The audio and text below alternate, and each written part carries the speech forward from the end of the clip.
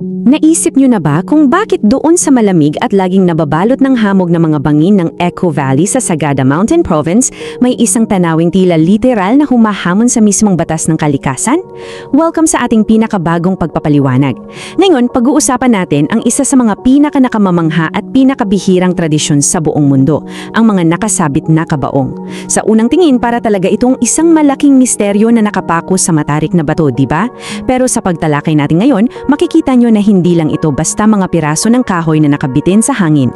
Para sa mga nakaimbento nito, ito ay sumisimbolo sa isang napakasagradong paglalakbay. At dito papasok ang pinakamalaking tanong na siguradong umiikot sa isipan ninyo ngayon. Bakit nga ba nakasabit sa bangin? Bakit hindi na lang ibinaon sa ilalim ng lupa tulad ng nakasanayan nating lahat, tama? Ang sagot sa tanong na yan ang talagang magpapabago sa pananaw natin. Mula sa pagiging isang simpleng atraksyon para sa mga turista, maintindihan natin kung paano naging isang malalim na sining ng pananampalataya ang tradisyong ito. Isa itong pisikal at espiritual na tulay na nag-uugnay sa lupa at sa langit. Okay, simulan natin ang pag-alam sa detalye. Unang bahagi, paniniwala sa mga anito. Para tunay nating maunawaan ang tradisyong ito, kailangan muna nating silipin ang mayamang espiritual na mundo ng mga katutubong Igorot. Alam nyo, para sa kanila, ang kamatayan ay hindi katapusan ng lahat. Itinuturing nila itong isang makabuluhang paglipat patungo sa kabilang buhay. At ang pinakasentro ng paniniwalang ito ay ang tinatawag nilang anito.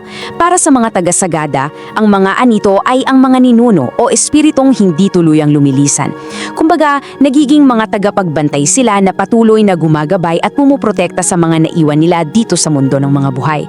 Kaya hindi ito isang malungkot na pagpapaalam, kundi isang pagtanggap na ang mga mahal nila sa buhay ay nandyan lang, nagmamasid mula sa itaas.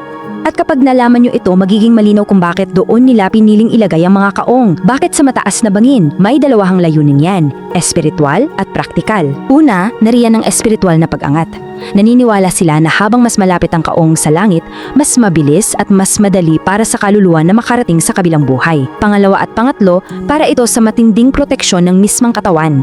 Kapag nasa matarik na bangin ka, ligtas ang mga labi mula sa mga ligaw na hayop na pwedeng sumira sa kaong at ligtas din mula sa pag-apaw ng tubig o baha sa ibaba. Isang napakatalinong balanse ng paniniwala at praktikal na solusyon, di ba? Punta naman tayo sa susunod nating punto, ikalawang bahagi, alamat at pagkakaisa. So ngayon, alam na natin yung bakit, pag-usapan naman natin yung paano. Paano nga ba nila ginagawa ang ganitong kabigat at kadelikadong ritual? May isang napakagandang sinaunang alamat ang mga taga-Sagada tungkol dyan. Ayon sa kwento, noong unang panahon daw, nagpakita ang mga espiritu ng bundok sa mga pinakaunang taong nanirahan doon. At ang turo nila ay simple lang, pero napakalalim. Ang tao ay nagmula sa kalikasan at dapat bumalik dito. Ang kaibahan nga lang, inutos ng mga espiritu na ang pagbabalik na ito ay dapat gawin sa paraang pinakamalapit sa init ng araw at sa ihip ng hangin. At yan eksakto ang layunin ng matatarik na bangin ng Echo Valley. Ngayon, pakinggan nyo ito kasi ito talaga ang isa sa mga pinaka-nakakagulat na bahagi ng tradisyon. Ang paghahanda pala para sa kamatayan, hindi minamadali. Sa katunayan, napakaaga nitong nagsisimula.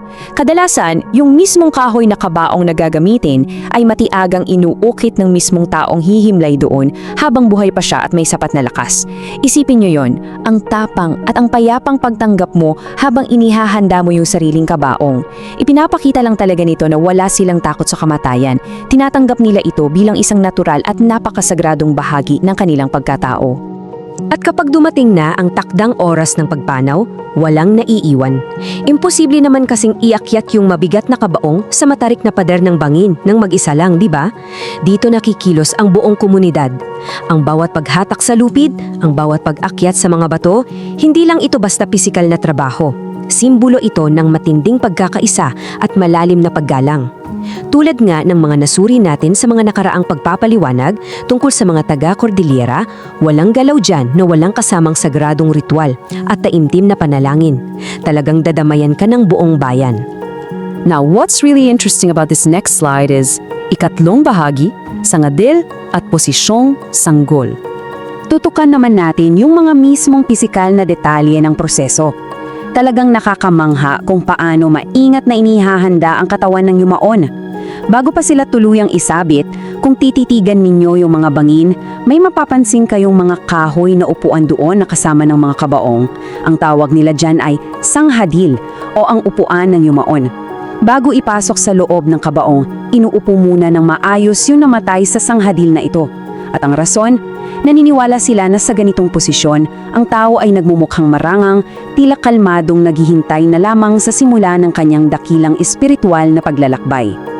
At napakaganda ng kaibahan ng dalawang yugtong ito kasi makikita mo talaga yung buong pilosopiya nila sa buhay. Sa unang bahagi nakaupo at naghihintay sila sa sangadil. Pero sa kabilang banda, kapag ililipat na sila sa kabaong, mapapansin nyo na sobrang liliik ng mga kahon na ito. Bakit kamo? Dahil kailangan nilang iposisyon yung yumaon na parang isang sanggol sa loob ng sinapupunan ng ina. Isa itong direktang metafora para sa muling pagsilang.